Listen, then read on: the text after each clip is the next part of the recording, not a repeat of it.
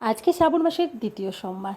তো আজকে আমি প্রথম সোমবারের মতনই উপোস করে সকাল সকাল স্নান করে নিয়ে নিয়েছি চন্দন, ঘি, মধু, আতপ চাল আর সাদা তিল। আমি ভগবানকে স্নান করানোর জন্য ভগবানকে বসিয়ে নিয়েছি। এবার আমি ঘি, চন্দন, মধু দিয়ে মাখিয়ে ভালো করে মাখিয়ে তারপরে তিল, আতপ চাল সব মাথাতে দিয়ে ভগবানকে দুধ দিয়ে এবং গঙ্গা জল দিয়ে স্নান করিয়ে নিচ্ছি।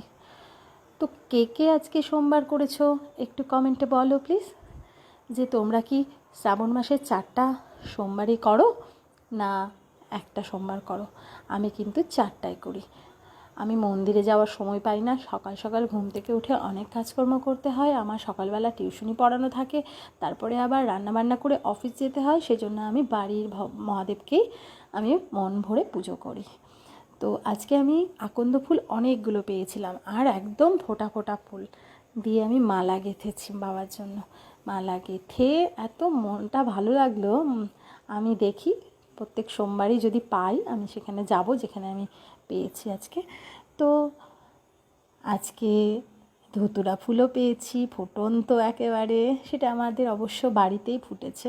ধুতুরা ফুলের ফল জানোই মহাদেবের খুব প্রিয়, এবং বাবা কিন্তু এমন এমন জিনিস পছন্দ করে যেগুলোর দাম খুবই কম, জঙ্গলে গেলেই কিন্তু পাওয়া যায়।